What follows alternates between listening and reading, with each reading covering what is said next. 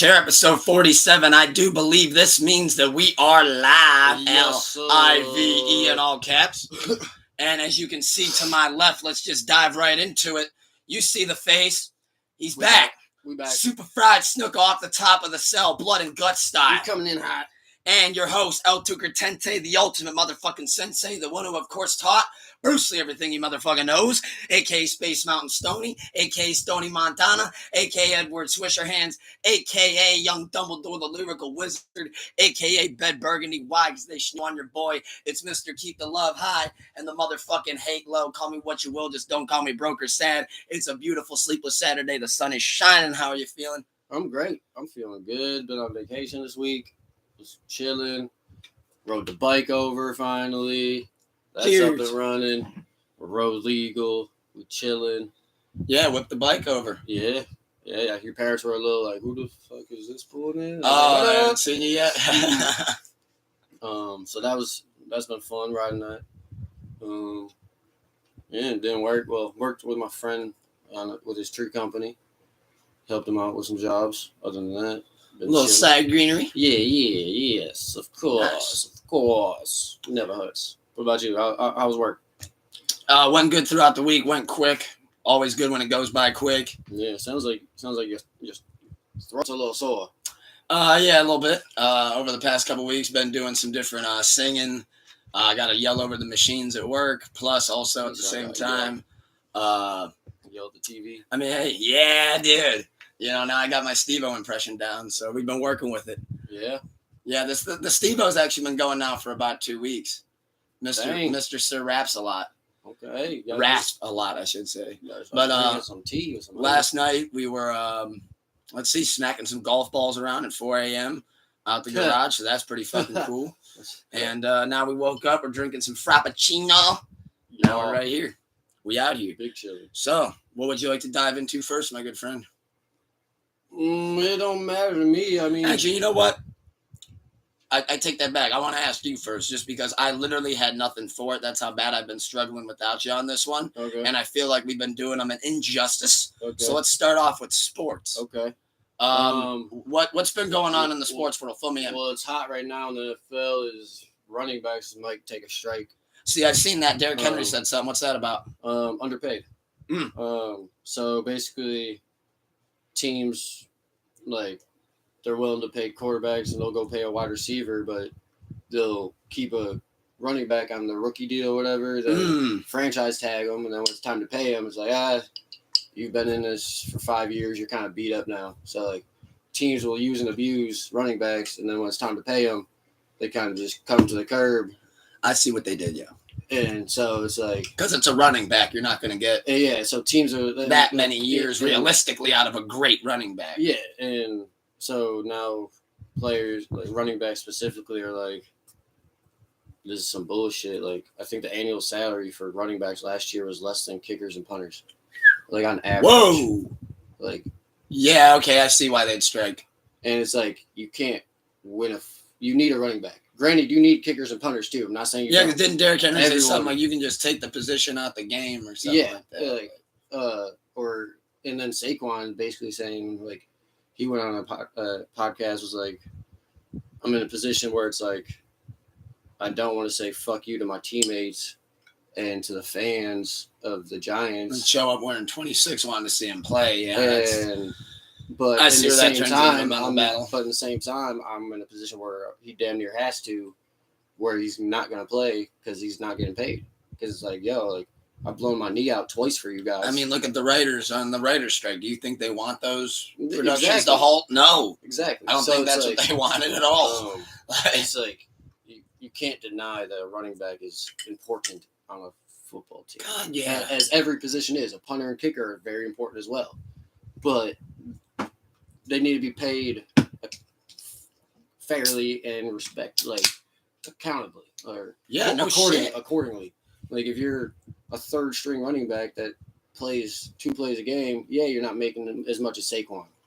Yeah. But Saquon, who's getting 30 carries a game and getting beat up every week, deserves to be paid. That just shows me, though, that in most cases, and especially over the past couple of seasons, I mean, I see it many times where on certain weeks teams go down to the third string, fourth string back.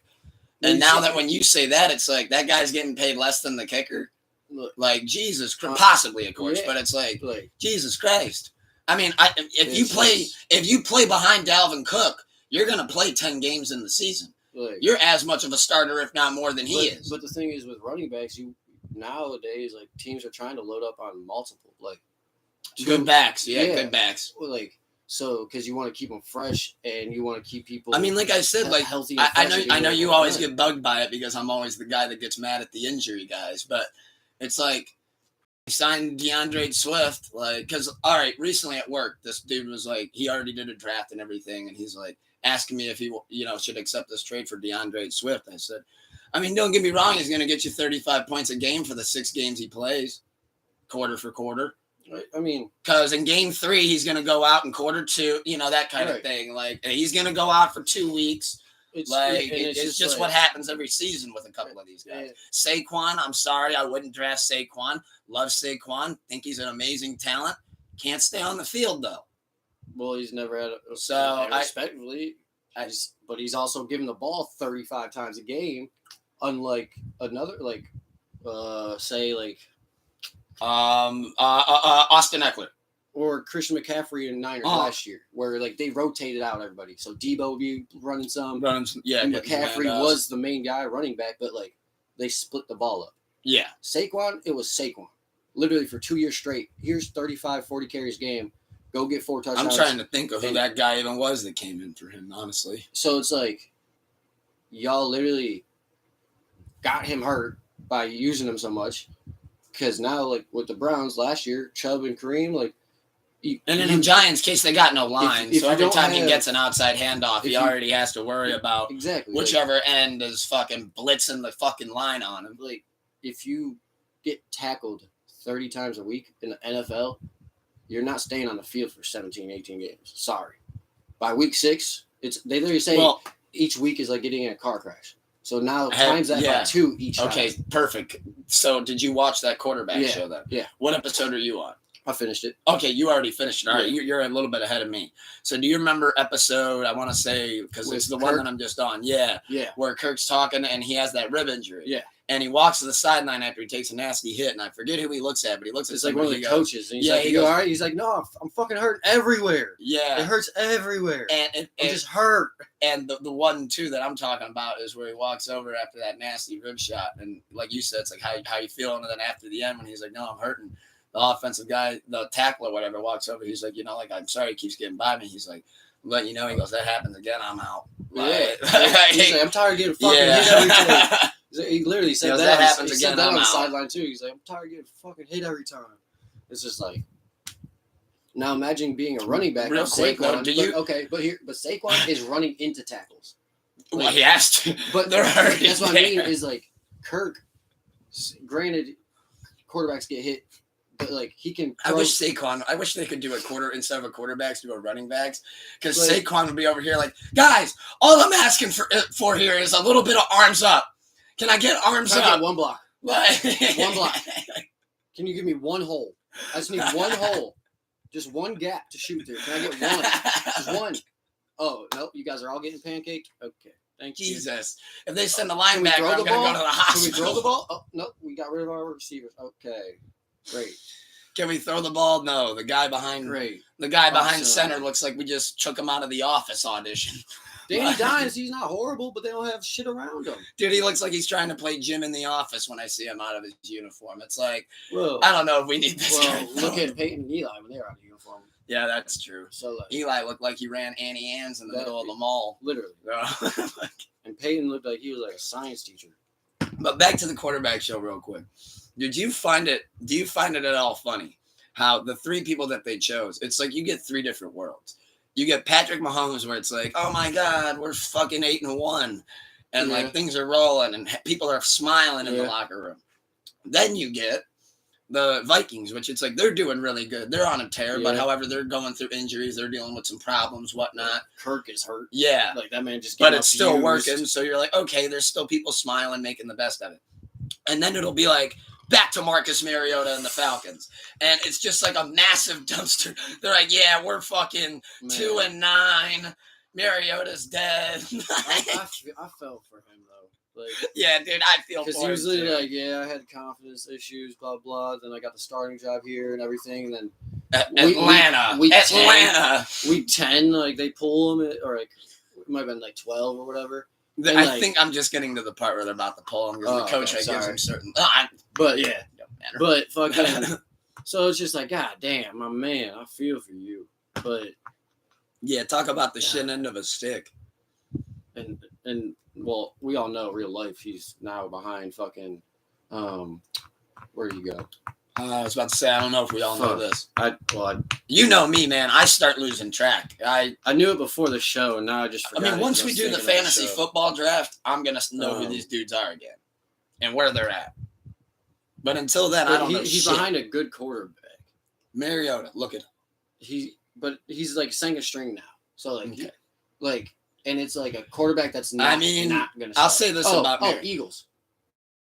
He's behind, but that's a great backup for Hurts. If he has a twisted ankle or something, Mariota is a leader. I do think Mariota is at the point of his career where backup is a... Yeah, and now he can go be with his family if he needs to. But I felt for him. What other off-season moves have been jumping out to you, sports-wise? Could be basketball, football, whatever. I'm waiting to see where James Harden ends up. There's talks that he's going to go again? Yeah. I don't think he's staying. Looks like all that talk of Dame going to the Heat's kind of fizzled. I think that's out? No, I think that's still going to happen. Yeah, I think it's they're just working it out. Yeah. Dame's it's literally like, all right, you don't trade me there, I got enough money to pay my fines. I'll sit the fuck out. What are you going to do? Okay, I won't play for you. Like he could do that. Would he though? Say that happens. They don't trade him. He's got to be there. I think because respectfully, if Dame asks for a trade as a franchise, what he's given to me, even if I'm getting even if I'm only getting a fair deal, I'm not getting back more than what I should. Out of respect for Dame, if he doesn't want to play here, I'm not going to force him to be here. And then if you're Dame, if you don't trade me, okay, I'm going to sit the fuck out. I'm not hurting my fucking self for you. After you just showed me you have no respect for me and no loyalty. Like you couldn't, I gave you my heart and everything for the past 10 years. And now I'm telling you respectfully, can I go try to get a ring? Because you guys aren't it. And you tell me no. So I'll sit out, get healthy, and then prove my point. And then next year, what, you're not going to trade me again? You want to do this again? All right. What if I thought this? Just a point to throw out. No, yeah. What if Dame, that happens? What if he plays, but he just plays like he just doesn't give a fuck? He's not that player, though. He wouldn't do that? I think if he plays, he's all in, but he's not going to go all in for a team that's – you're not all in. He's not going to go petty? If he's going petty, like what I mean, but like in my head, let me give you the vision in my head. Okay, we're playing. He's obviously clearly open, can take the shot. We pass Dame the ball. He just dribbles it for a couple seconds. He'll play for his teammates. He's still a teammate. But like I said, but that's why he'll tell his teammates before the season starts, hey, respectfully, I asked for the trade. They're not doing it. I'm sitting out. So y'all know ahead of time that you got to play without me. Yeah, don't expect me to be there. Because I don't, not you guys, but it's them. I do think if Dame did anything like that, it would be handled in the best way possible. Yeah, he's not. Like, I don't think, like you said, I don't think it would be like, fuck you guys. No, yeah, and it's I just figured I'd throw that out there. I think he's at an age, though, where he's mature enough he would sit out to save his body. Like, why would I play and risk an injury that could end my career now for a team that's proved that just showed they don't respect me? Which, I mean, I think because trading him would be great to Miami because I kind of had an idea what I think the trade could have looked like. Like, he stayed in Portland when he could have left multiple times. And, like, they proved they couldn't build around him. So it's like, bro, all right. And he, like you said, and it's time for me to split my I ways. do respect it in Dame's case because it's like he gave them every single opportunity. Yeah, and it's like, all right, you guys have literally proven to me you won't build a championship caliber team around me. Is it fair to say the closest they ever got was the McCollum Nurkic lineup? Yeah, but now Dame's 2, 3 years, 4 years older than that. Yep. You can't expect him to now go drop 50 every single playoff game.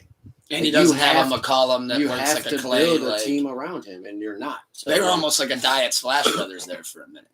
McCollum could go. They were. Like McCollum was like a fantasy guy. They were Splash Bros. Like fair enough. Yeah, they were. And Nurkic, granted, it was only that 1 year, really, but if they were going to do it, that was going to be the year. But I'm pretty sure they got squashed by the Warriors before he went to the Spurs. They had Aldridge. If they would have kept him and didn't let him go, I think Aldridge was a part of that lineup too, if I'm not mistaken. Like, so is Trevor Ariza. If they would have paid Aldridge back in the day, kept him when Dame's young.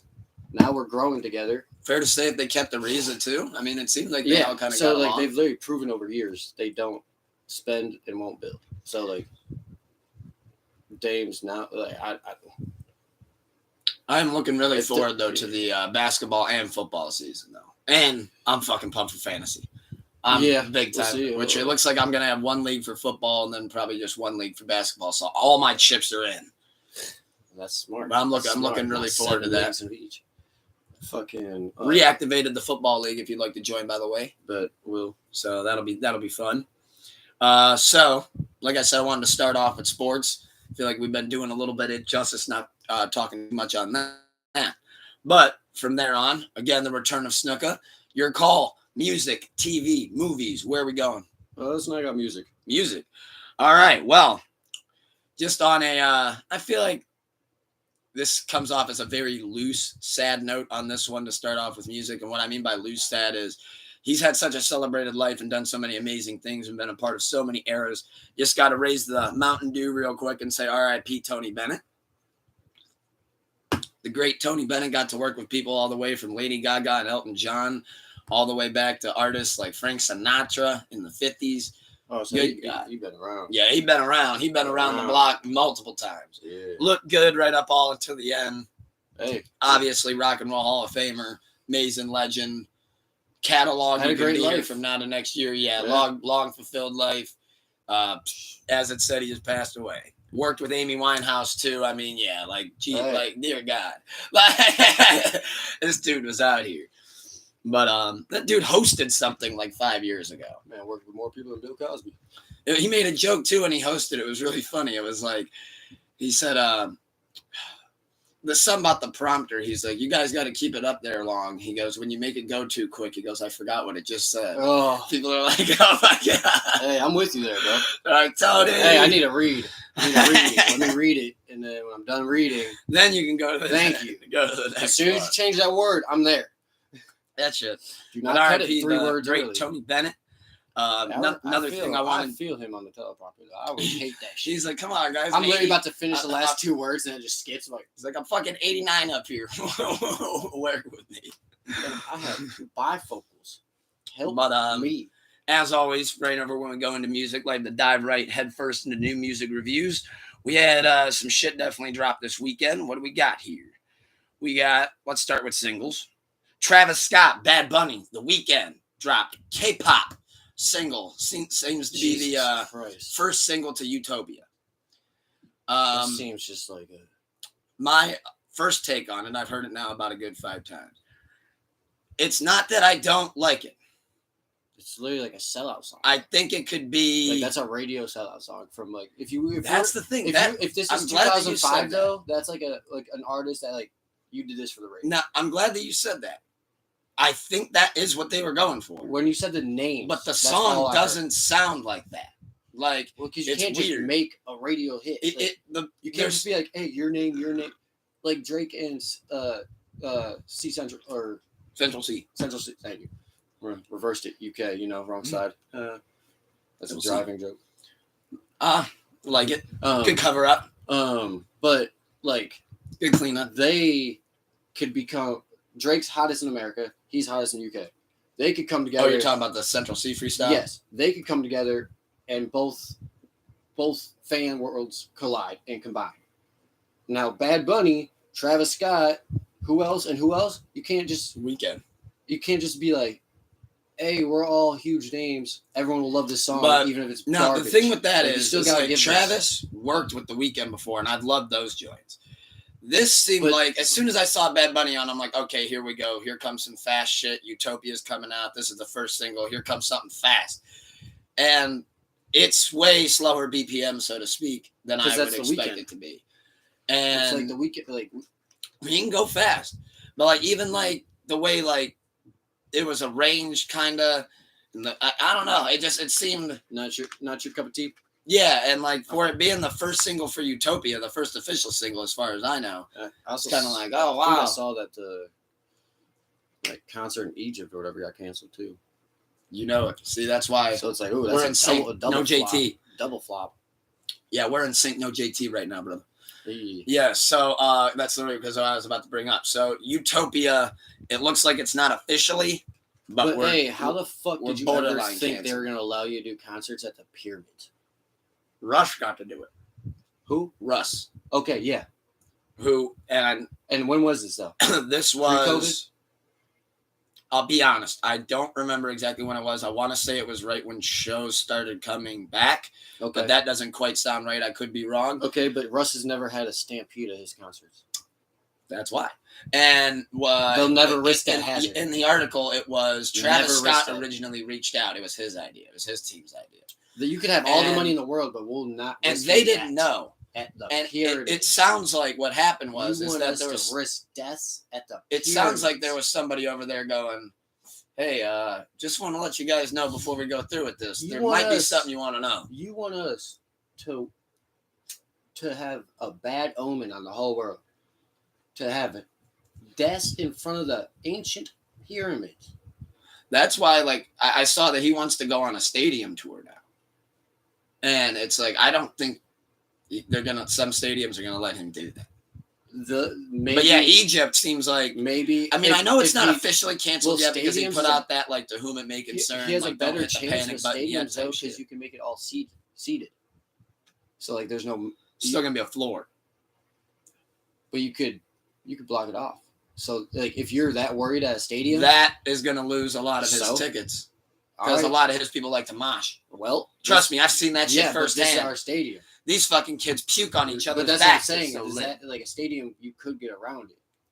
You could put in things to be like, no, this is each. We'll put in metal chairs. You have to. This is your seats. There is no mosh area. That wouldn't sell.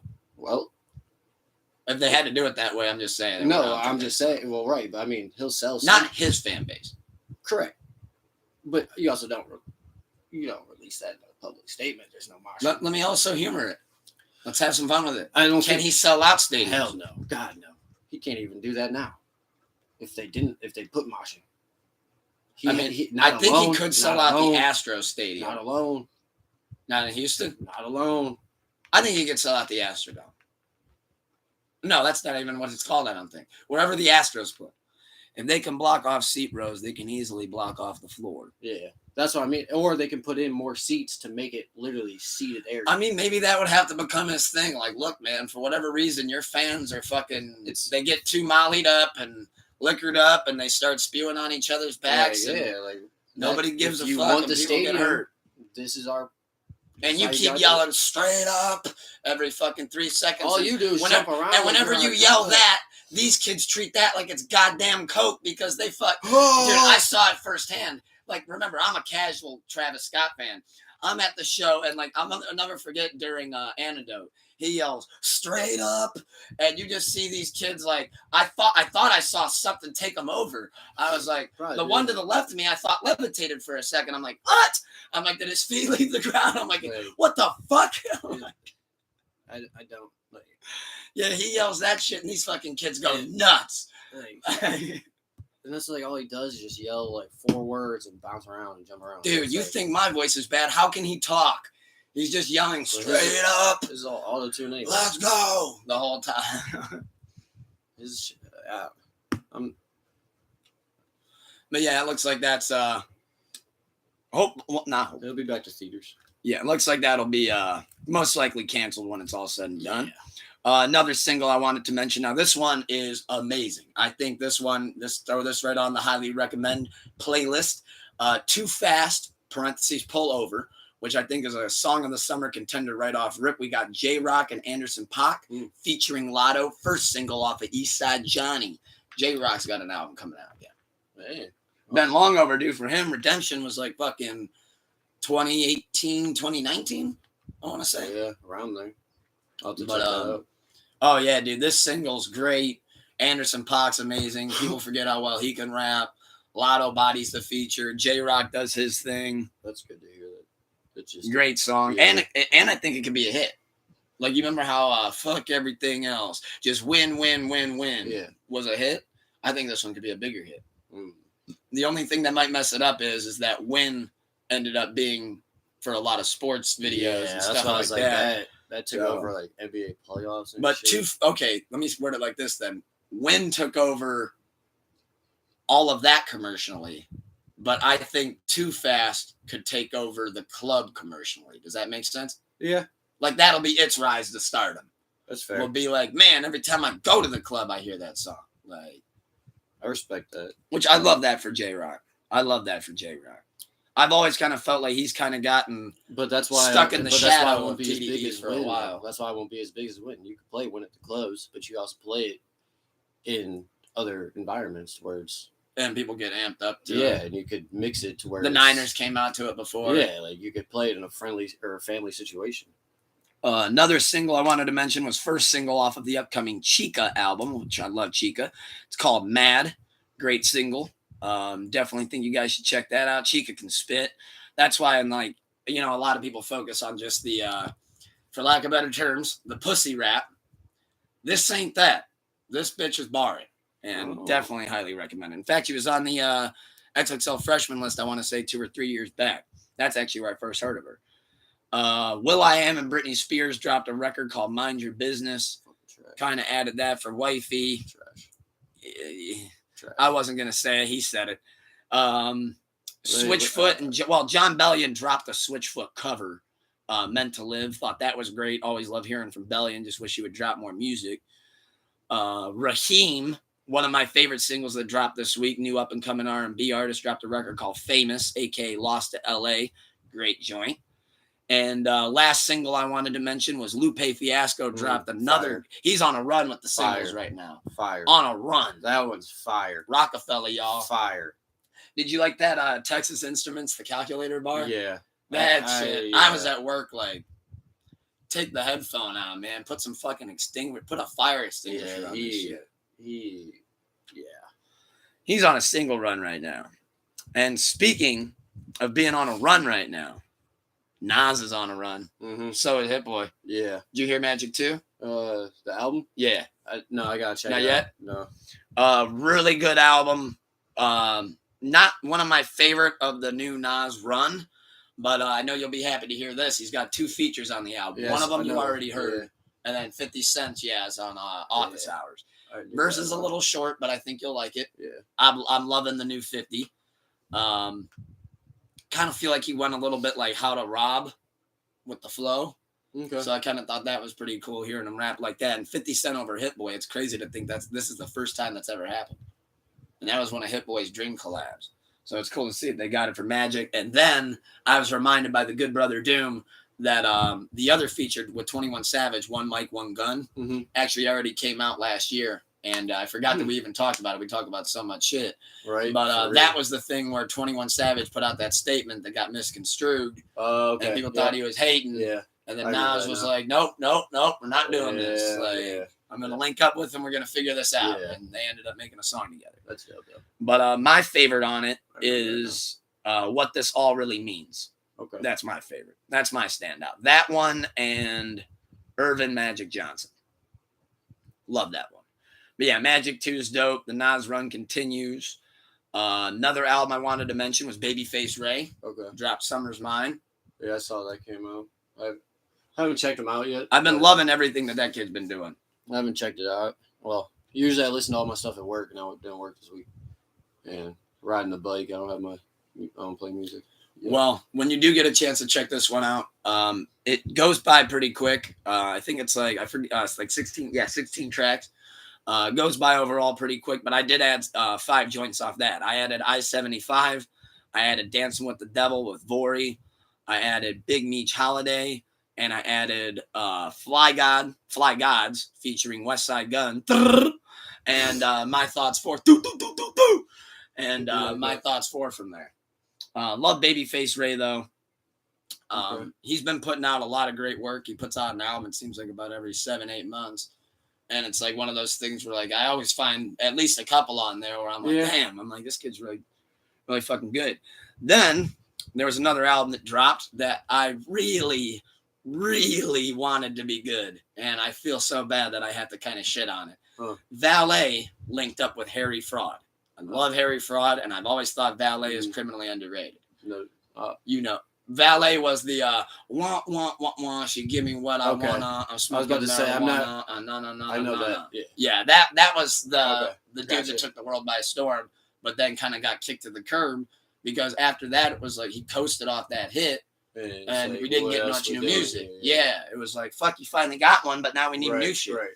Well, he's back trying to come up kind of out of the underground, and he linked with Harry Fraud. 11 tracks. Bust.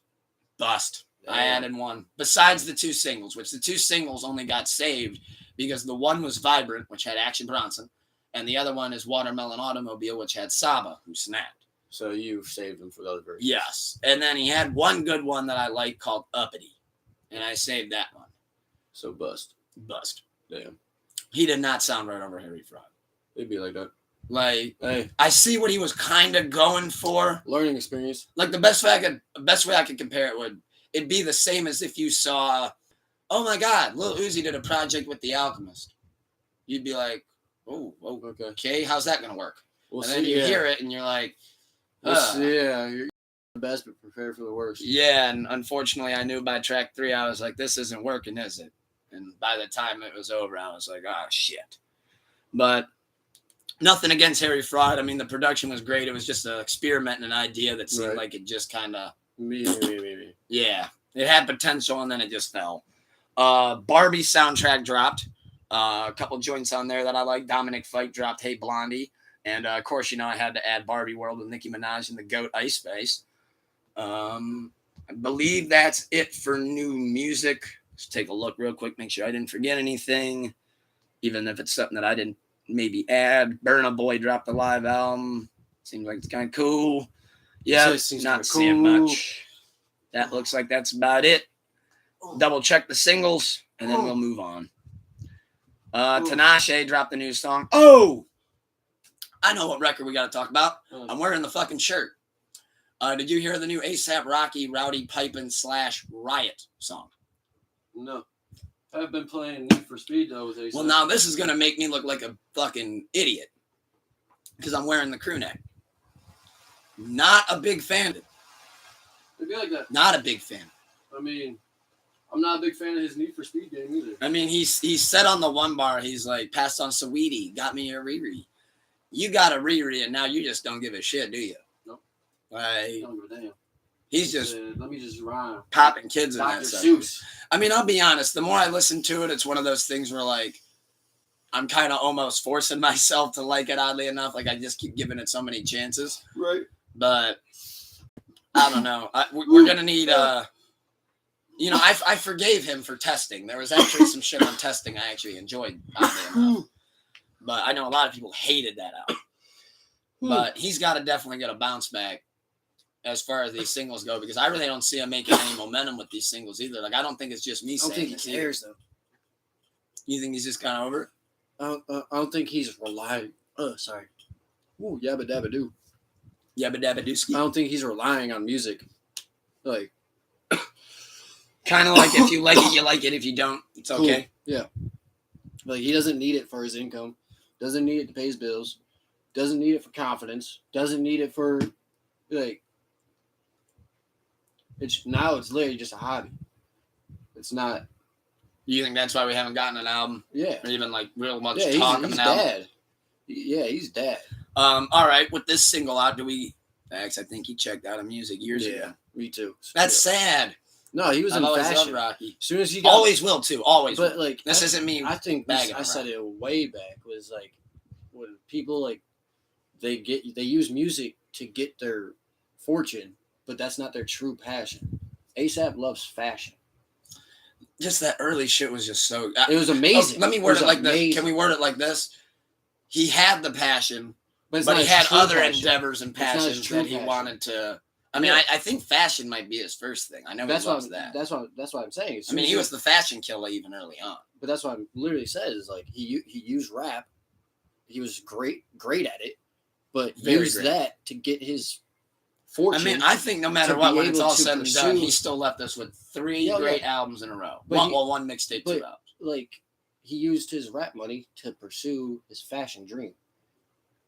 Like, and I also think that once ASAP Yams passed away, it kind of shifted a big dynamic there. It was like when Proof died and Eminem.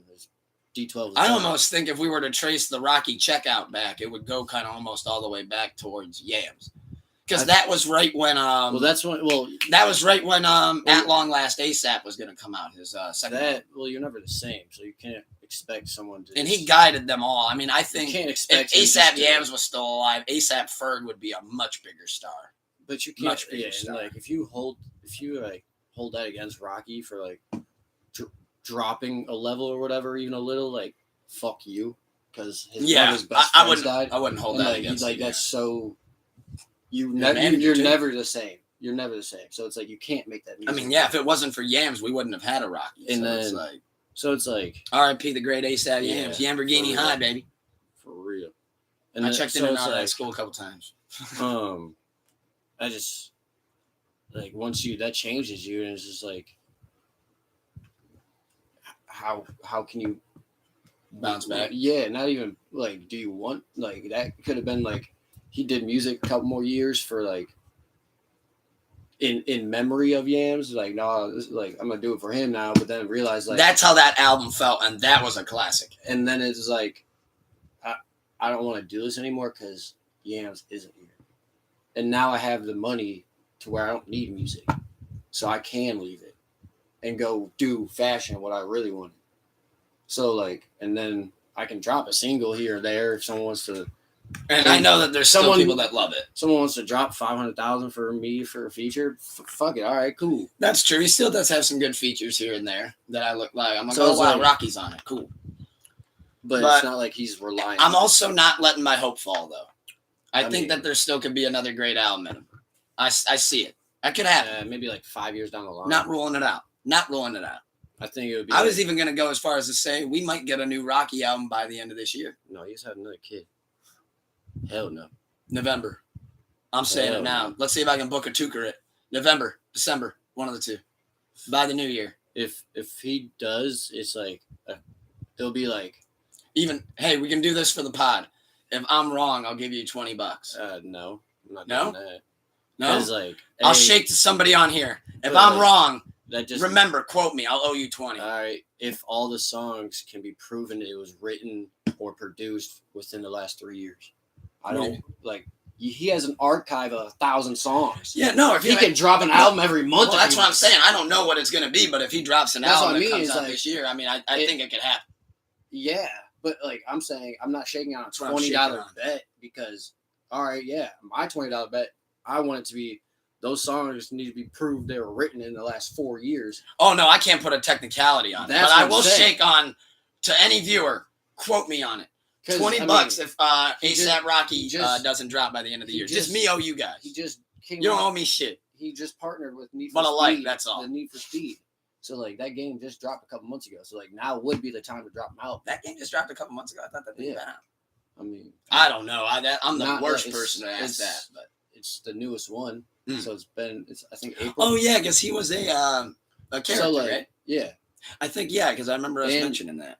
So, like, now. But as you know, I always loved Lord Pretty Flacco. Now would be his time to drop an album, though. Like, because he's relevant in the gaming community and with kids. So, like, your name. I actually like. I think so. I can recapture. So that's why I was like, you might be right, but They definitely aren't. Hope. I guarantee you, it'd be like 2 or 3. Yeah, the Need for Speed game dropped like a year ago. Oh, like a year ago. I think we talked about it though. I think I remember talking about that a Need for Speed game with you on the show. It came out like earlier this year. But the other thing I wanted to mention though that what was a part of a new music video. I don't think they actually dropped the official song. Maybe they did. What? But I thought this was hilarious. So Kodak Black, reportedly, supposedly, 6ix9ine said it, so I guess it's got to be true. Said that he paid Kodak Black $1 million for that new feature. And did you see Kodak's response about the bar he left off? Yeah, the bar he left off. That's hilarious. He said, "I'm so lit, I got a rat giving me cheese," or something like that. I'm so fly. I think it was fly. Or I'm so fly, I got a rat giving me cheese. Yeah, I gotta say that Kodak and the fact that the engineer had to hear that and be like, "Damn, yeah, like, we're gonna cut that 10 I'm gonna be honest. I think they should have kept that. Well, I'm glad. If I'm 6ix9ine, you've already embraced it. Yeah, just let it happen. I'm glad Kodak's team kept it for just like a little for proof. Like, hey, hold on. Yeah, we linked with him, but we acknowledged he was a rat, and we took 7 figures from him. And if it is on streaming, it's hilarious because it's not even close to being a hot new song. But it's like, oh my god, he took 7 figures from the man. Fuck it, why not? Millie, ain't I got to call you a rat? Yeah, on record, like on your record that you paid me to be it's on. in your laptop. To the point where the engineer's mixing it and he just goes, "Fuck, yeah, what he say?" He yeah. So fly, I got a rat giving me cheese. I love Kodak, man. Kodak's lit. Another thing I wanted to mention, music-wise, did you happen to see Obama's summer playlist? Yeah, but I am so glad that. I don't care. See, I'm so glad that for the first time, I'm the opposite. Every year I see that list, I think of a bunch of funny shit when I see it.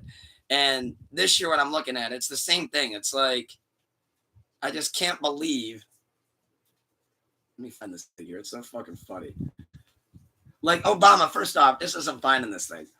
I already know off rip that I feel like a lot of these records are just not what Obama's just cleaning the house to.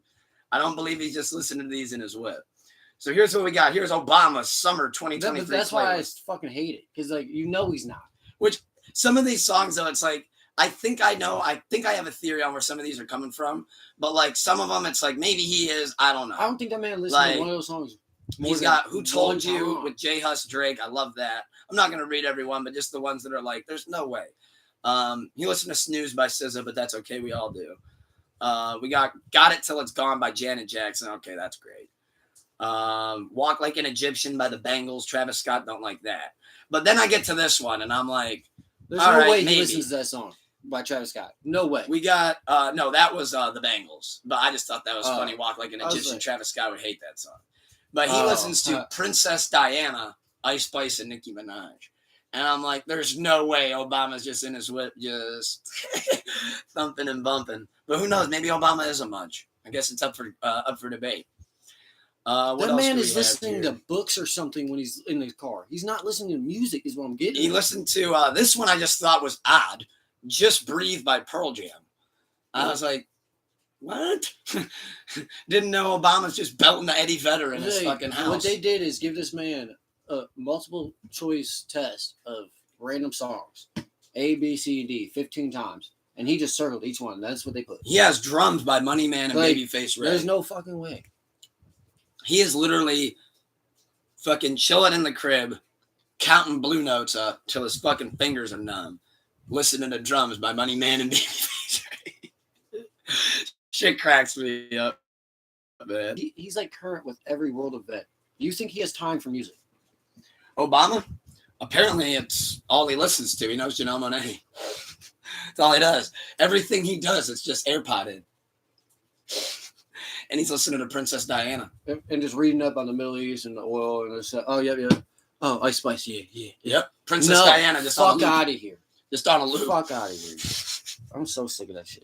Michelle walks into the room. Like, does the Ice Spice wipe? I understood it. I understood it when he was president because, like, he was like the younger president. It was like kind of correlate to the younger crowd. You know what? So they released it trying to like, hey, Do you Connect think, with your younger audience. And now it's like, bruh, do you think though that maybe Michelle walks in the room we and don't he's give like, a fuck. he's like, hey baby, he's like, can you give me the ice spice real quick? And Michelle like hits the wipe, does the infamous wipe. I could see Michelle wiping her ass in the middle of the living room. Why not? No, she might break her knee or pop a hip. Oh my god, Michelle walks in the room. You thought I was feeling you? Homie, you a munch. Like, can't rule it out. I can. I can. That's fucking funny as shit. I can. But no, I had to mention the playlist.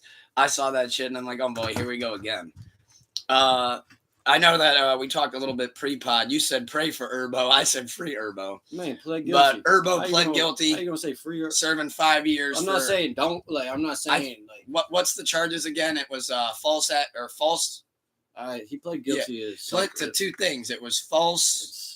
He gave like a possession false of a firearm when he's not that supposed to. there was Credit card. Yeah, the fraud, the wiretap fraud. Mm. And then there was, I'm trying to find the word and I'm blanking big time on it. He gave a false police report or something like that. Like false reports, false statements. That's what it was, false statements. And like, I'm not he saying, did that on the stand too. So I'm not saying I don't want him to get like early release or anything. Like, I'm not saying don't for her, but like, you think they'll let him record in there? I mean, he got a phone. You get 15 minutes a day. Get it in good. I think maybe. I'm just talking shit. I'm just saying how he did. I think if you plead guilty, I was just a little taken back by your free. It's like right for her. Like he's doing his time. He knows it. He did the crime. He got to do the time. Like he owned it. Yeah. Like I guess there's no debate on this one. Now, why? Now to go into that one, Melly, fresh off the press. Mistrial. YNW Melly. Yes. Mistrial. I don't give a fuck about his name, to be honest. I fuck it up. I almost put the wrong letter in the. I think I did in the headline. Oh yeah, I can always go back. We got and it right change in the headline. Neither here nor there. No, we got it right in the headline. It's an N. It's an M. I don't care. Maybe a Q, M, and O, P. He got mistrial. That's all that matters. After like 9,000 years. I mean, not. That fucking trial's been going on forever. I mean, it's a double homicide. This whole thing with Melly's been going on since like easily 2017. Double homicide trial. Still though, this has been going on for like 5 actual years, like 5 real years. Because I've been kind of keeping up with it the whole time, and it's like it hit so many roadblocks so many times. I'm pretty sure originally he had to find like a lawyer 4 different times. Like the attorney would like take the case and then back the fuck off of it. Yeah. And then, it was wild. Like Melly's free though. We don't know. I'm not saying that. I believe, right? I mean, it's a mistrial, so I don't know what the next. I believe if it's a mistrial, he's good. I believe, but I don't know. I'll put like the 97 percentile. Yeah, I can't confirm that. I think that means he's out. But if I remember this correctly, if it's a mistrial, he's out by Monday, man. I think he does the rest of the weekend, and then he's out. I want to agree. I'm not a lawyer. Now, here's my thing. Or a judge, so I don't. Now, hear me on this one. Bobby Shmurda was, obviously big star going in. Big star. He had the infamous record. Well, then he goes to prison. People talk about him the whole time. Free Bobby Shmurda, free Bobby Shmurda, free Bobby Shmurda. Can't wait till he's out. Can't wait till he's out. He gets out. He drops music, and it does nothing. Do you think YNW Melly, who we got the same situation, we got Murder on My Mind, massive record. He goes to prison. People talk about him the whole time. People talk about waiting for the new music. Do you think that when he gets out, people will go right back to not caring? Yeah. Same thing will happen. Unless like he's only free if prosecutors don't pursue a new trial, so he has 90 days in limbo. So that's why I was like, I don't want to say he's out by Monday, but they have to come up. That up. Yeah, for real. They have to come up. Basically, they have to. He has to cross his fingers for 90 days. They have 90 days. They don't call him back. Well, they have 90 days to come up with a whole new evidence in case that shows guilty. Do you think they will? Hell no. They can't use Snapchat, his location from Snapchat. They can't use Murder on My Mind. They can't use any song lyrics. Well, Murder on My Mind was the one where, if you go by the book, it sounded like he may have done that shit. Literally, when they announced that like 2.5 weeks ago, or whatever. That's when I thought I was like, probably Mistrial happening. And did you see the look on his face in the clip? When he said that, it was like, oh boy, I'm good. And he's like, I like that too because he's a character like that in the courtroom. He's a murderer. Alleged. Yeah, one of the personalities. Alleged. One of the personalities did it. Alleged. I mean, he even has that record with Kanye. I got mixed personalities. I don't think they're gonna come up with something, but it's not gonna stick. I think that he's got 90 days left. So he's just chilling in there for 90 days, then he's gonna be out. Yeah. Be out by what? Christmas? Is that 90 days? Yeah, he'll be out by Christmas. Yeah. Be out by maybe like Thanksgiving. That'd be cool. But, hey, I mean, I'm always excited to see. I mean, whether he did it or not, to be honest, just happy to see somebody get freed and be out. Who knows? Get a second chance. And he's an artist, so let's hear what he's got coming out. Probably be out by Halloween at least. Nice. Wish the best for Melly. I truly do. I mean, can't say I'm a big fan of his music, but excited to see where that goes next. I'm not gonna say he's gonna drop a banger when he gets out either. I think that's hard to tell. Yeah. Plus, like, he hasn't been one that's dropped along the way. The only way, like, I could see, like, unless he does just have some heat waiting to release, you know what I mean? Like, I think if that was the case, we would have got something already. I don't, because when you're in this type of trial, you're not risking anything. Uh-oh. God damn, like, one wrong thing. Like, the engineer's like, you sure you want to put that one out? Remember verse 2? Literally. So, you're just like, hey, we're coasting. But unless, like, he comes out with some fire he has in the vault, or, like, when he gets released, people reach out for features. Because now he's a high publicity name. Not even, like, good artist, but he just beat a double homicide trial. Yeah. If he does get released. So I think that'll also help with the music because it's like, whoa, we can get behind this. Well, if people are getting behind Gunna, people got to be getting behind this guy. It's not that. It's just like he's in every headline. So he's a draw. So, like, you could have T Grizzly reach out or oh, you already know the moment he's out, he's going to have Breakfast Club and all those people. Yeah. Come on our show, talk about the trial, talk about everything. So we want to hear if you got new music coming. Did want to mention, too, that Drake Central C freestyle. Fire. Do you want to talk, though, pro wrestling, or do you want to talk TV movies? TV movies. Get some TV movie action in. We'll start with my TV show. Just came back after all these years with a new season. Continuing. It's called Justified City Prime Evil, based on Raylan Givens from the original Justified. So when the show first came out, it kind of had like a cult fan base to it. It was like you had to go on FX and watch it. Okay. And a lot of people just didn't hear about it. It was a startup. Then it got picked up by Hulu, and it became a big hit, and people started messing with it. So then they brought back the show, and they got Timothy Olyphant playing Raylan Givens again, and it's on Hulu. It's called Justified City Prime Evil. New episodes every week, Tuesday night. However, they put out the first 2 episodes at one time to start off the season, kind of capitalize on all the hype, which I really am glad they did that. Yeah, give you a little, not just waiting around. It picks up right where it left off. Okay. He loves seeing him with the hat on and being that character again. I highly recommend that show if you guys like action, suspense, a little bit of drama, a little bit of romance, and a little bit of comedy as well throughout from Raylan and some of the other side guests. So definitely think you guys should check that out. Think you should check that out too. Great show. Yeah, I'll have to. Fucking watch the new Indiana Jones. You seen that? I liked it. Okay, give us a review. What'd you think?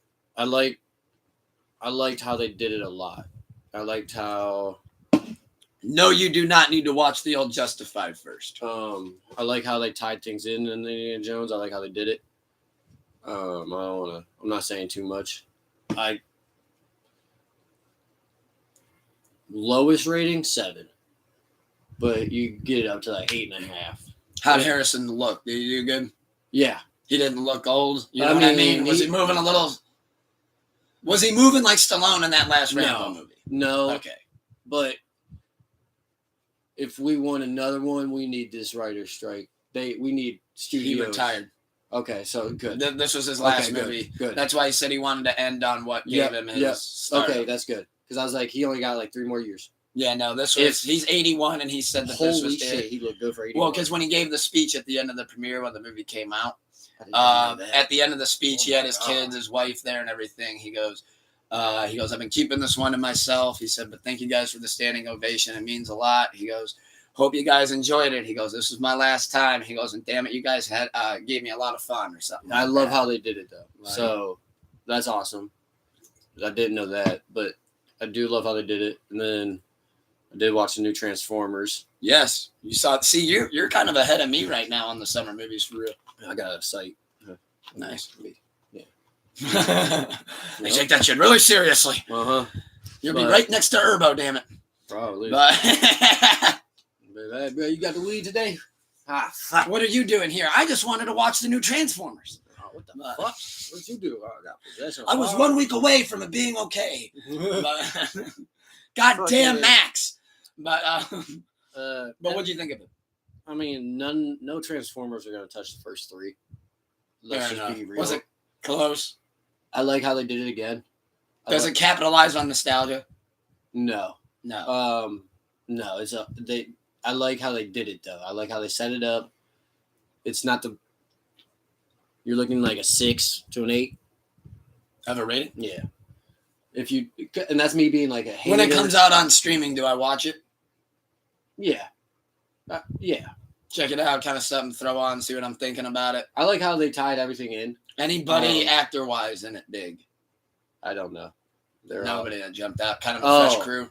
Yeah, fresh crew. Sorry, I was like, I don't know voice actors, bro. Oh, who's playing Prime? Like, yeah, they're fucking machines. No. I don't fucking know. I want to know the voice of Bumblebee. Right. But I did like it. Me personally, I'm like at the higher 7.5, 8 range. Because you've always been a big Transformers guy. I like there's great action in it. Story was good, not great. They kind of tied in some shit from like the Transformers series, like some actual like history, like well, not history, but like so they did go bad, like Megatron, that kind of thing. I forget. Decepticons. Yeah, but it's like the main dude that like, so like he's from a ancient like the primal days, like that's why they went the Beast. Rise of the Beast. Yeah, so gotcha. So I do like how they did it, and then I told you in text they did a little teaser at the end with another franchise I liked. So that I hopefully that they do that. Do we say it or do we give that one some time? Because you know me, I didn't mind. Spoiler alert! If you don't want to know, I'm gonna give you 5 seconds to mute it. Go.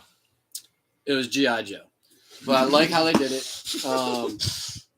I like how we did that. Now I love how they did it for real. Because what is the tease then? So the dude that is now with the Transformers Autobots, he was a former army guy or something. So then, but like, he's also like more or less like a woke soldier. Like, gotcha. He's trying to make money for his family. He's just getting by, blah, blah. Government is really helping him. So he's like, fuck these medical bills. They're piling up. Like, my brother needs help. Y'all doctors are some bitches. Blah, blah. Like, I'm summing it up. Helps Transformer, Autobots, blah, blah. At the end, a dude, like, reaches out to him. He's like, we would love your work with you and your friends. He's like, we know. He's like, huh? And he like does a secret door and it opens up to all these like dope ass planes and he gives him a card that says G.I. Joe on it. Oh, so it's like good at how they're tied in, like because he had like a dope suit. The dude, like one of the Transformers, was like kind of dying, so they like grabbed him and like gave him a bodysuit of a Transformer. So it was like a G.I. Joe suit. Shit, but it was like had it like that's it was dope. And I was like, that's gonna be fire. They want to fuse both because I feel like both of those franchises are kind of struggling a little bit. And if you combine them, so they're like, "Fuck, we need to." And it was do something. They did it. how they connected them was great. Like I was I like, like that I idea. did not expect that. That's phenomenal. So that, and then Nice. what else did I fucking watch? There was another one. You've been on a tear. I'm glad you're catching us up. Fuck. Movie-wise, nothing's jumped out at me in particular that I haven't already talked about. I mean, I told you I saw that Insidious, and that wasn't really it. What was it? Look up your phone. New movies recently. That would be at the theater? Yeah. Or Let's take a look. I know two that just dropped this week that we're going to be talking about. I need to watch Oppenheimer. We're about to get there. So we got Mission Impossible. Did you see that? No, keep going. I do want to see Mission Impossible though. Saw Indiana Jones. I haven't seen the Spider-Man Across the Spider-Verse yet. There's the Transformers, and then there's a 3D showing of Mission Impossible. Look up new movies of this year, like this summer. Because I know I watched 3. It's a big one. It might have been John Wick, but I think we already talked about that. Yeah, I think you watched that a couple weeks ago. I felt like I watched another one, and I'm like, what the fuck? Let's see. But those two were definitely dope. Terrifier 2, I don't know. No. It's cool. Catch it another time. If you think of it, you think of it. Yeah. Well, you mentioned one of the 2 new movies that just came out. They dropped double bangers back to back on the same day. Barbie and Oppenheimer, aka Barbenheimer. Did you see the next one that's coming out? There's like another double movie that's coming out, and there's like another name that's like, I think it's like Saw or might be Scream, or I forget now. Oh, Saw's dropping on the same day with something else in October. Yeah, I could see that. Maybe, I don't know if it was Saw or not, but it was. Oh, is it I think I saw this. It's Saw's dropping the same day as The Nun too. No, it was like opposites again, like Barbie and Oppenheimer. Gotcha. Well, yeah. Question for the viewers and question for you: which one do you plan on? Saw Patrol. Saw. Thank you. I knew there's something completely opposites. Gotcha. Paw Patrol, kids, and then Saw. Nice. Make that the Mayfield Road Drive. Yeah. Oh my God. Hey, that would be. Hey, Dad, I really want to stay for the second movie. First scene's just a guy gruesomely sawing off his leg. Just. That'd be fucking.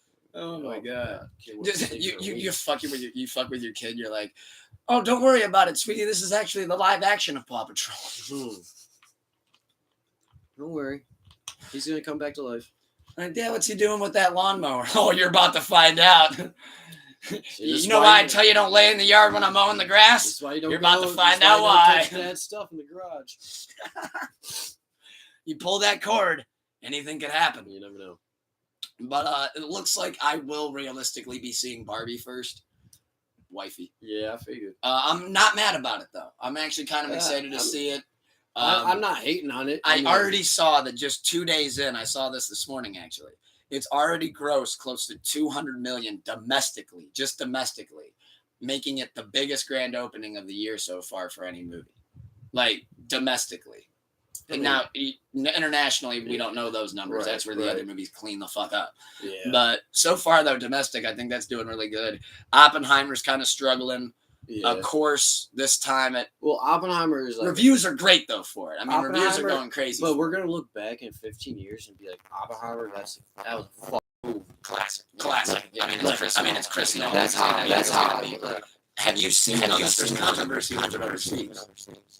Which I will be honest, I'm normally the guy who's anti-sensitivity, isn't it? Like, but this one I get. So it's banned in Japan. And don't we fucking blow shit up? Yeah.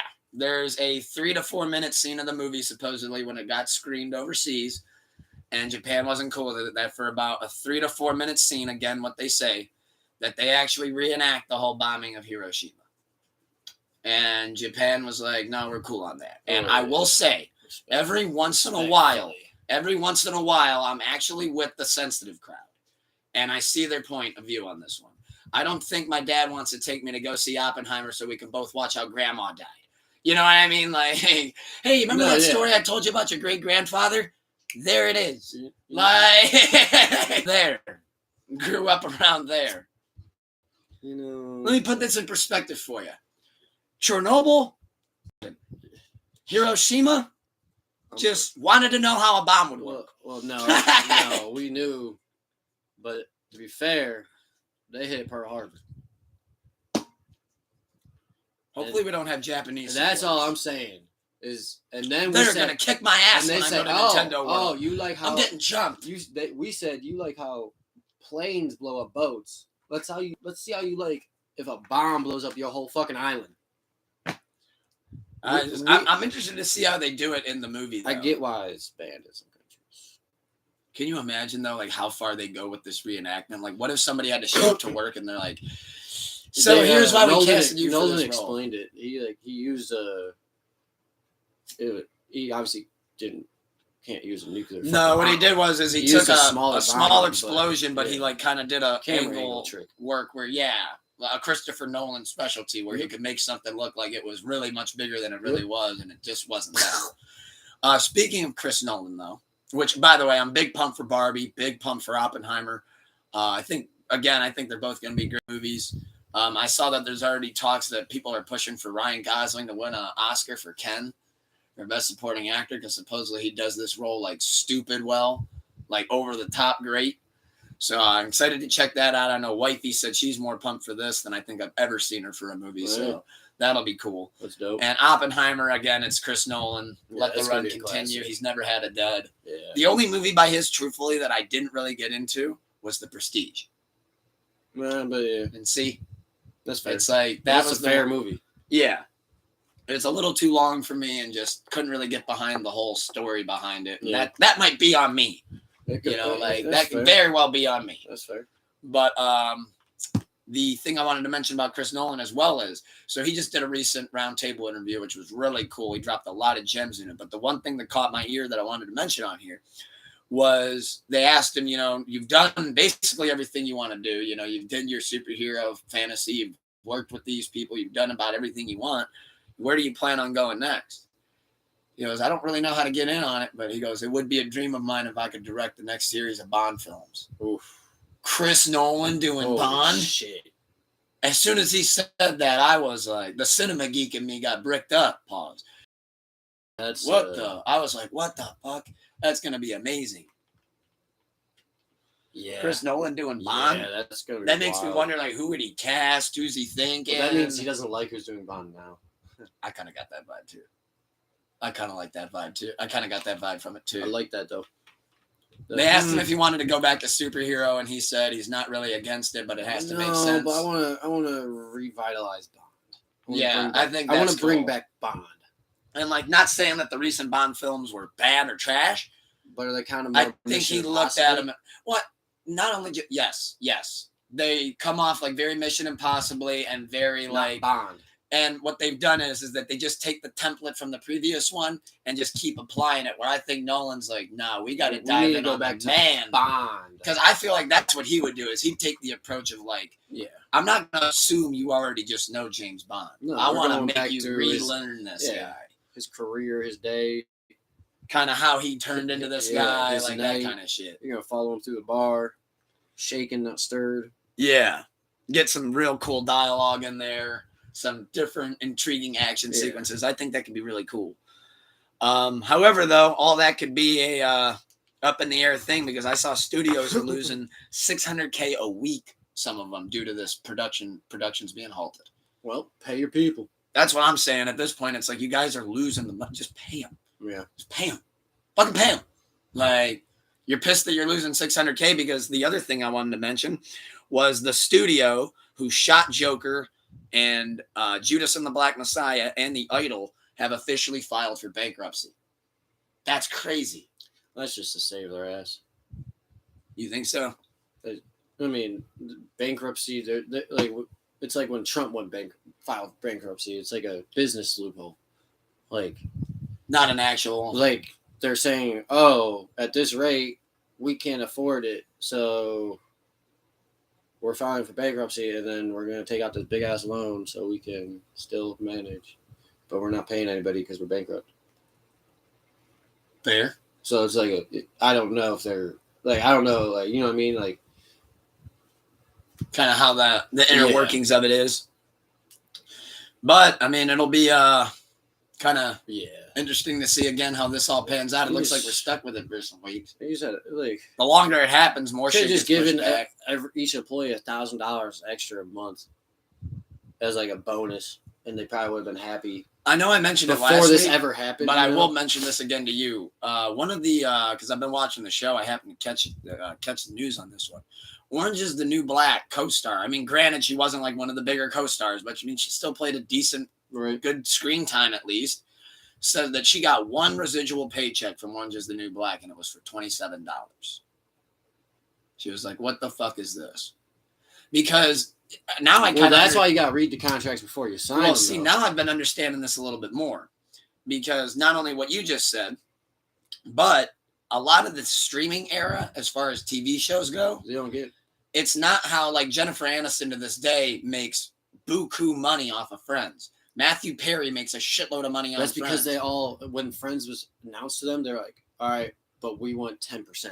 Well, here's because also, this is probably gonna flop. But what plays the biggest factor here is those TV, like the network TV, that paid out so much better because it was syndication and things worked out through the percentages that you originally signed on.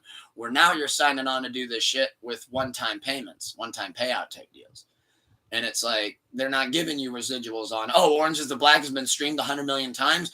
Well, then we're just going to keep feeding you money. And that money comes to us. You don't get any of it because we already paid you. And that's on fault on their agents or whoever was in charge of their contract. Or is it the fault on streaming needs to rework how they do their contracts? I think it's that. I think it's both. Because no way in hell am I signing a contract that says I'm only getting $27 fucking dollars. One-time payment. That's fine. I'll take a one-time payment, but I know how fucking big this show could be. I at least need $50,000. And that's where like a lot of the streaming people have went on strike because they're like, "Yo, you gave us piss, and this show has accumulated so many streams." Okay, but like you said, we don't know if it's gonna flop or not. So right now, your contract or whatever, okay, but that's why if you're smart, you go, okay. Say Orange is the New Black. This first year, you guys don't know if it's gonna flop or not. Okay, my one-time payment, $20,000, not $27,000, not $27. That's my contract. And then if this says this, I think they should rework the contract for season 2. That's what I was just about to say. In my contract, I would also have to say, and then if like, yo, guys, it's a hit. If it does become successful, I want to be able to renegotiate a fair payment for myself after year 2 or 3. But no one reads their fucking contract. So I'm not mad. Like, I mean, do you think a greedy businessman is going to give you a fair fucking deal off jump? I think streaming it just needs reworked. Like, I'm not disagreeing, but I'm also not just. You signed a contract. Just fucking read. To go on your side of this, I mean, it's like Melly Bobby Brown got paid really well for Stranger Things. I didn't hear her complain about how those people necessarily got paid. They just ended up going on strike to support other people. But at the end of the day, you signed that fucking contract. You can't take that signature back. Did you read it? Did you read it? No? Okay. Well, now we're in the... Well, you should have had a better agent that read it. Sorry you got fucked, but that's what this business is. That they take advantage of people. Yeah, especially in Hollywood. You should fucking know that. And the other thing in Hollywood, too, is a lot of these people look at it like, unless you're a Brad Pitt or a Leo, you realistically only have like a 3 to 5 year window. Yeah. I mean, think of how many actresses' faces have you seen over the years? Well, you'll be like, oh my God, they're in everything. And then 5 years goes by and you're like, wow, I haven't seen that person in anything in a while. First year shooting Orange is the New Black, if you're not a big name, you can't demand shit because they'll go to the middle of Menor, Ohio, and be like, hey, you're kind of attractive. You want to do this for $100 or $1,000? Audition. Yeah, you want to audition? You're a startup actor. We'll pay you dirt. And you one-time payment of $2,000. It's funny you say that because the main star of Orange is the New Black, there's 2 of them. The blonde one, the actual main star, Piper Chapman. I have no idea who's played who. I don't know that broad's name. But the other one, Alex Voss, is Donna from That 70s. Yeah. So she probably got a good payment because she had she was already established in Hollywood, though. Yes. So that was the star that they grabbed. They also had Jason Biggs from American Pie play Piper's boyfriend. So it's just like, the first couple seasons. I'm not, you're mad. Okay, yeah, be mad, but We both still want to see the streak come to an end and then get paid, though. But also, like, be mad at yourself for signing that fucking contract and not reading it. That's who you should be mad at. Don't be, because, like, at the end of the day, like, as a business, this person wants $20,000. This person wants $2,000. Who the fuck you gonna do? Yeah. If it's a co-star, it's almost like they're making these startup actors sign what you would almost look at as like a 360 deal. And it's like it's like the first year. We're not even big yet. So it's like, okay. But I understand $27. That's want to see bullshit. Do want to see this writer's strike though hopefully come to an end ASAP. Pay the people. As we've been saying every time that we update you on it, pay these motherfuckers. Pay last thing I wanted to mention before we end on Rascal is did you see but also read your contract. Definitely read the contract. No matter what business you're in, read the fucking contract. Read the fine print. I'm not just gonna say they're gonna put it too short. Fairly and accordingly. The other thing I wanted to mention, shout out Apple TV. Shout out Apple TV. On Apple TV, they just dropped a Steph Curry documentary that I'm excited to check out. Looks like it's about an hour and a half long. It's kind of a documentary of him growing up, high school ball, that whole thing. That whole nine. So I'm excited to check that out. You know, I love Steph Curry. He's one of my all-time favorite basketball players, at least. I love the three ball. I'm guilty. But excited to check that out. Shout out Apple TV. If you want to sponsor us, just let us know. They do. We got the ad. But so shout out Apple TV. Shout out SeatGeek. If you're going to buy tickets, go to SeatGeek. Yep. Can't forget to do that. Got to do that. Shout out Apple TV. If you're going to stream Xbox, Microsoft. Yeah, we got to get them. Yeah. Let's get them. Let's recruit them. But let's talk a little. Let's talk a little pro wrestling. As always, start off with WWE. The injury bug came back around. Sad but truly, it came back around, and it got two people that I love.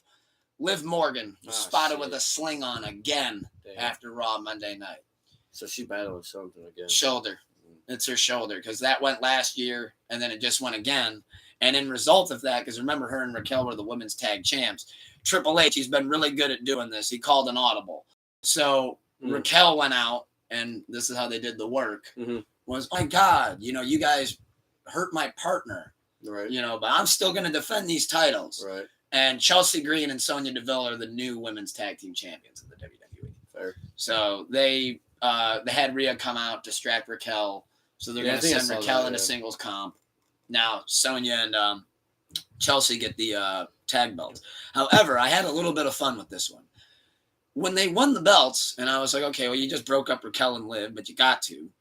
Damage Control, you don't got them because Dakota Kai's injured right now, and Io's doing her singles run. Yeah. We're going to get to what happened to Bayley. I just looked up for fun. I was like, let me go check the roster and see what other women's tag teams they have. None. There is none. Yeah, I was about to say. So I don't really know what they're going to do here. You're going to have to throw somebody together real quick because in the past couple of months, I think Triple H might be kicking himself, but he just broke up Ronda and Shayna. And it's like, granted, I think that's still a great move, but it's like, now you got to makeshift a tag team so Chelsea Green and Sonya look competent. Or tag team, you not throw them on the back, not tag team matches. But you know what I think he's going to have to do? I think he's going to have to go to Shawn Michaels and be like, look, I hate to do this to you, but I need some teams here from NXT. I need something. That or you need to call up somebody. That or you take, you wait a month. You just turn not everyone straight into singles, but you just turn the women's tag or the women's title into a friendly mode. Everyone's going for the women's title now rather than tag teams. So, you can kind of mix in some people here and there to hold over the tag team layover until you get another one. And as you know, too, they could always do that thing with tag teams, let's see if they can coexist. Yeah, that's what I mean. Is let's see if these two guys can get or two girls can get along. They'll buy time for a month and a half by that, a match or two here or there. But I think he'll just go frenzy mode for the title. Now that.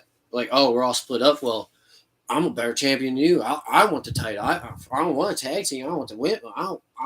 They could hold the tag belts and be like, you guys want to keep, we have no competition here. Take that kind of angle on. Right. And then you could just, those women tag belts though have been honestly so up and down and just relevancy in the company. It's kind of sad to say it, but it's I don't want to say it, but Liv might be done. Oh, I don't think so. I think. But that shoulder, it's one of those injuries that's it's nagging. But it's it's like a, like, I don't know what hers actually is, but it's like, yeah. So far, it's like we don't really have a timetable. If your for her rotator return. cuff, if you tear it or whatever, it's like never, I think it's the labrum. it's like never the same though. So it's like one of my homies from college, from high school football, like he got his shoulder knocked out of place. So like if he gets hit in the right spot, it'll pop out, and it's just he's got to pop it back in. So like that could happen to her probably anytime now.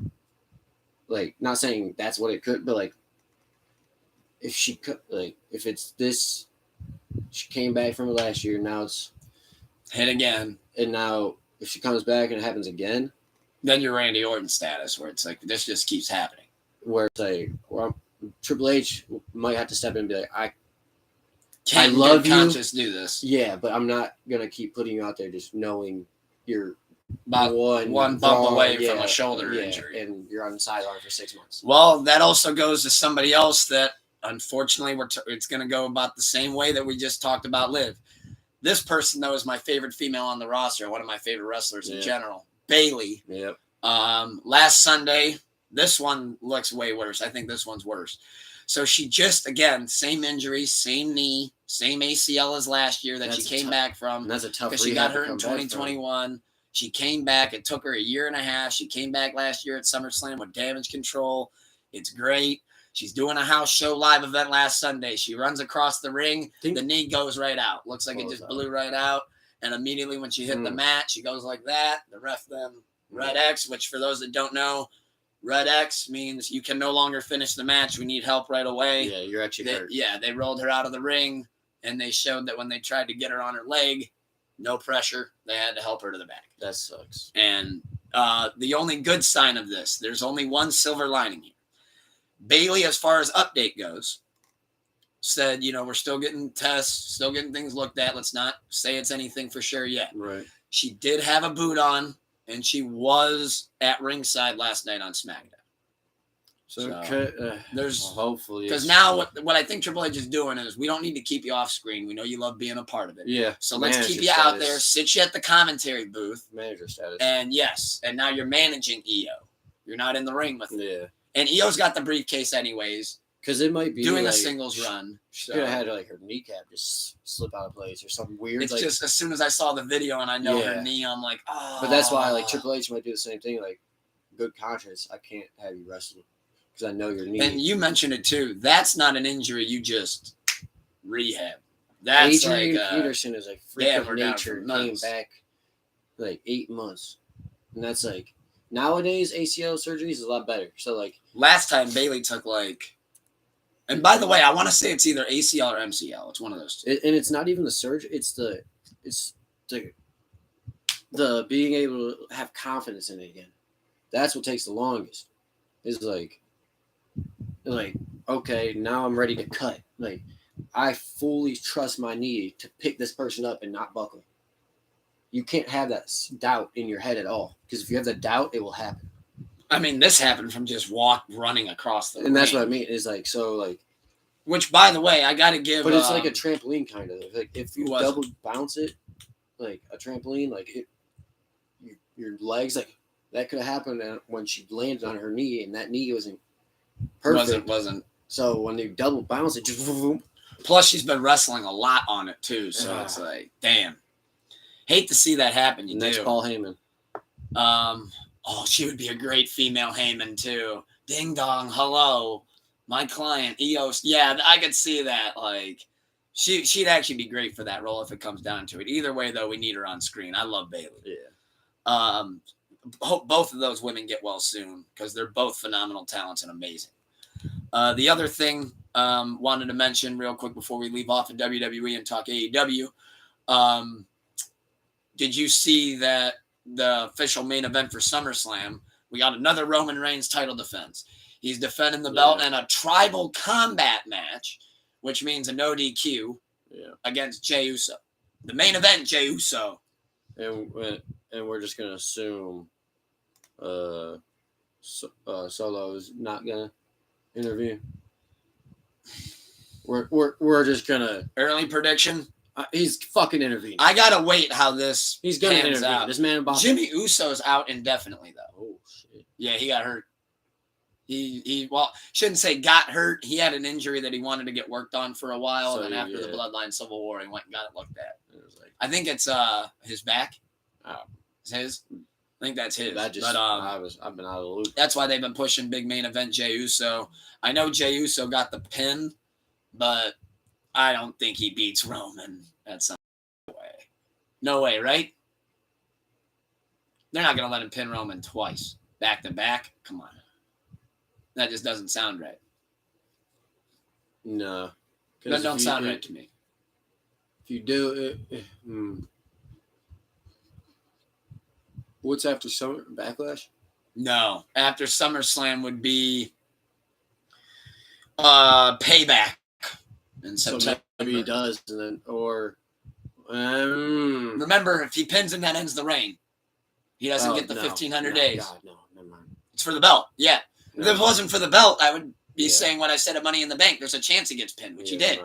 I don't think he gets pinned when the belt's on the line. Something happens. Somebody comes out. Solo. He probably gets the kick or something on Roman, about to get the pin. And then Solo's going to trash the fuck out. Bah! And Samoan spikes him. Because this man just been thirsty as Samoan spike, my man. Which, and like Roman just stopped you. Speaking of which, Solo better be careful with the Samoan spike, because I know he is Umaga's nephew, but Umaga's son, Zilla Fatu, is officially in like developmental. So, and his spike looks different. What he did is he tosses the guy up, because he's a little bit bigger than Solo. He tosses the guy up and spikes him in the air. And if anybody's gonna use Umaga's move, I mean, I hate to do it. I know it's like Solo, you've been using it, but I mean, unless you turn them into a tag team and you get them on both sides and do a double spike, filthy. Like he throws him up they and they could double be spike building him. for that though. Like for once Roman departs, that's why he's put Solo with him, keep the Usos together, and we're good. Mm-hmm. Think that could be something. And that way too. Look at it like this: you got the nephew and the son, boom, together. That's what I mean. Is like that's why you could do that. Which a lot of people forget this. Umaga, before he was Umaga, this is just a fun wrestling fact in case you don't know. Jimmy and Jay would be like tag team champs. Oh yeah, because Jimmy will be back by then. But he'd also be like Batista when he was world heavyweight and tag with Ray. Yeah, which was a great moment. Yeah. I do have a fun wrestling fact though for you, and I want to see if you remember it. Do you remember when Rico and Jamal and Rosie came out and they were called the 3-minute warning? In the early 2000s, it was like two big Samoan dudes. They always came out with like baggy, big oversized shirts and jackets. They came flying off the top rope. Yeah, they were surprisingly athletic. You know what's a fun fact? Jamal was Umaga. Bet you, I picked up on that literally because I go back and watch pay-per-views all the time. And there was one point where he didn't have like the face paint that he had at the time kind of wore off a little bit. And once I saw like how it wore off, I was like, wait a minute. And I started looking at his moves. I'm like, that's wild. Wait a minute. I was like, that's Umaga. And I looked it up, and sure as shit, that was Umaga. That's like when they show like throwbacks of like LA Knight or like which I've been loving that. LA Knight's on fire, dude. LA Knight, yeah. Dude, LA Knight's fire. Did you see that Tony Khan reprimanded the fans to pivot into AEW? Good segue. He reprimanded the fans at the Ring of Honor show last night because before the show, the fans in the crowd at the fucking Ring of Honor AEW show were all chanting, L.A. Knight, yeah. That's dope. And like people were doing that throughout the crowd. That's dope. And during one of the pre-shows, Christian was cutting a promo. Mm-hmm. And instead of what, people were hitting him like, yeah. And Tony Khan came out and was like, hey, that's dope. That's not a part of our brand. That's not a part of our promotion. We prefer if you don't, say that tonight. And Tony forgot the first rule of publicity. Mm-hmm. That's the first. You tell a bunch of people in the public, whatever you do, don't do that. Yeah. All you did, was that. Yeah. That's all you did was just make the fans go, oh, you hate that? Yeah. Like, thanks for letting us know. Yeah, like, all right, bet. We'll gladly abide to your terms. So I thought that was great. AEW, though, did do something good this week. However, though, it comes with a price, and we'll end on this. It's looking like AEW knows that the viewership is down, and they were able to get it on Wednesday, but I look at it this way. What you did was, now once I tell everybody, it's like okay, they just cornered themselves. So the ratings have been down for about the past couple months. Doing that stupid shit. And they were gonna do the AEW Blood and Guts pay-per-view in the summer, but they skipped over it because they're doing a pay-per-view in August at the infamous place where they're trying to sell 90,000 tickets. Yeah, good luck. And I don't even know if you heard this. I mentioned this 2 weeks ago.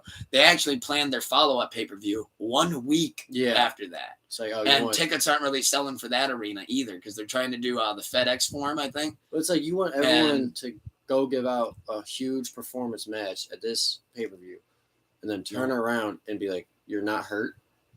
Yeah, a week later. Like, and here's the dangerous thing about it. What they did on Wednesday was, and I liked it, it was about a 35-minute match. They call it Blood and Guts. Blood and Guts in AEW is essentially a more extreme version of how WWE did War Games last year. Okay. The thing with the double cage. Yeah. But in this one, they throw weapons over the cage and it turns into an ECW thing. Okay. Dude, they went so fucking crazy. And they had their new AEW rules and standards, right? That came out last week, which is like, you can't bleed in the crowd. You can't interact with the crowd, like how MJF throws drinks in the crowd and shit. You can't do that. Yeah, Darby Allin bled all over a couple fans. You can't do that anymore. You got to stay out of the crowd. Well, totally agree. Diseases well, whatever. They still turned it up a notch, though. So there were so many crazy spots in this match. Moxley brought in an actual bag of broken shards of glass. Oh. And people were getting like body slammed on it. Wheeler Yuta had glass sticking out of his back. But the spot that went wrong. Like, I'm punching him in his actual face. The spot that went wrong is they have this thing. It's a double-sided bed of nails. And the thing with the bed of nails is, sorry to remove the fourth wall and break the curtain for you. The bed of nails, if you do it right, and not the extreme version of it like the indies do, like GCW and shit, to do it right, you got to have it on the side where you hit the nails, but the nails aren't necessarily sharp enough. So you just kind of land on them. Mm-hmm. And then you just it hurts, but you roll land off. Yeah. And you don't have the sharp side sticking up. Yes, exactly. Well, guess what? They've been wrestling for about 15, 20 minutes. They have one of the new guys out there, Hangman Pac, not usually used to this type of extreme shit, puts the bed of nails in the corner of the ring. Puts the bed of nails in the corner of the ring. Everything goes great. They do a whip, and the guy gets whipped into the nails, and here's what happens. So he whips into it in the corner, right? And he hits it. But the table falls over. So when the table falls over, it's now facing with the bad nails side up. So Moxley doesn't know it. He's doing this transition with Omega. He picks him up, body slams him on it. He sinks into the goddamn nails. To the point where Moxley has to break character for about 3 seconds. And when he slams him, he looks at him, and Omega's looking at him, and you see him mouth it, and he goes, off, off, off, off. And Moxley and Claudio kind of start picking him up. And when you see him picking it up, it's coming out of his shoulder blades and shit. Just holes. And he's bleeding. And they show him just kind of take a DDT, and then they just let him chill in the corner of the ring. They just let him for the next 10 minutes just chill off in the corner of the ring. The rest looking at him. His back is bleeding. Literally looks like they crucified his back. Just looks nasty. Fucking at one point, one of the other didn't realize. But also, why is that an option? That's if anything, you cut off the spikes. And dude, they had thumbtacks. There was another flop. Again, the new guy. He didn't land his suplex right, so when he landed sunny side up, head first in the tacks. And you can see him holding his head and there's tacks in it and shit. Well, here's the thing that I was getting at. I love all that shit. I love ECW. But here's the thing that you just did, and Paul Heyman talked about why it was part of the downfall of ECW. Yes, you just drew 950,000 viewers. You're up 400,000 viewers from almost every week so far this year. You're up. You're killing it. But now what'd you just do? Now next week somebody's got to go out there and bleed all over the place. Even more. Because now it's, all right, you guys are doing this shit. You're going all out. We're really going extreme. Better fucking nails. Hell yeah. But now it's you got to do it again. Match it up. And yeah. And Paul Heyman said, it worked in ECW for a while until you got guys wrestling 3 nights a week and you got RVD and Taz and all your big stars going, yo, I went through a goddamn fire table 3 times. Stream shit. ECW. Ugh. But look at what it does. Ugh. Kenny Omega might not be able to wrestle the pay-per-view. Like, bro, for what? A nail spot that gets you viewers. But and you don't even need that in the ring though. Like that doesn't even need to be an option. Like you can have something else that's look at barbed wire bat. Look at WWE. That's why I always love WWE. I'm always gonna stand them. Yeah. They can protect the talent. They can get extreme at times, but they keep it a good out. Yeah. Save the extreme. I'm on record of not being a fan of AEW. And hey, like I said, I ended up liking that match, but I felt the same way that other viewers were. It's like, okay, I want to see somebody get busted open next week bad then. Yeah. Because now that's like Paul Heyman's it. You can't just put somebody through a table and hit somebody with a chair now. You brought out a bed of nails. Like, I watched a man turn into a human pincushion in the middle of the ring. That shit, bro. But, oh, dear. Like, looked bad. In fact, there was so much blood coming out of Kenny Omega's back. I haven't seen that much blood since I saw Jackie Kennedy's lap. Boom! And they said I couldn't do it. I've been trying to mention Jackie Kennedy for an hour and 36 minutes, and I finally was able to get it off. Boom! And they said I couldn't do it. And now we're canceled. On that note, pull up a chair, episode 47. Snuka, Tuker, back at it. Yes, sir. Happy to have you back. There it is. Great episode. Let us know if there's anything we didn't cover that you want us to cover next week. As always, keep the love high and the hate low. My last question for you, Nick, before we get Sleepless Radio episode 150, I don't even know anymore, tonight. Tom Petty versus Jim Croce, losers bracket, 12 rounds. Who do you got? I'm a Petty guy. You're a Petty guy? Yeah. Yeah, it's okay. Apparently everybody's just got a bunch of Croce jokes on Reddit. And he's just the guy who made that one song in Invincible. I saw somebody was like, who's your judge is going to be? Mark Wahlberg and Dick Vermeil? Damn. Like, one more joke and there's no battle. Keep it up. Keep it up, fuckers. Keep it up. I can pull the plug on this thing. You know, we are in charge of it. Yeah. I'll end this thing now. And the one week the lookalikes got out of control, I was like, one more comparison with somebody who's dead and we're cutting it right now. I want to at least compare me to someone alive, and I don't want an addiction to be involved. I don't need to be the crackhead version. I don't need to be the ugly version. Which week it was? Someone roasted the shit out of us. Oh, one of the battles? Yeah. We looked like two of the mugshots lined up. Yeah, something. It was fucking hilarious. They are savage. Oh, we looked like two mugshots for a hate crime or something like that. It was like they are just hey, internet stays undefeated. Oh, always. That's a fact. Then you got me out here, blonde hair, blue eyes, looking like I could be Hitler's assistant. That's why I had you too, dog. That's why I had to grow out this. Yeah, that's why I had to grow out this. I'm pretty sure this is like a Trailer Park Boy beard at this point. Yeah, it's looking. This thing's rough. so unkept, it's a joke. Yeah, that shit's rough. Yeah. Hey, rough around the edges. But on that note, keep the love high and the hate low. We will see you tonight for Sleepless Radio episode. I really, truly don't remember. 153 or 154. We're up there. Stay blessed and less stressed. Peace out.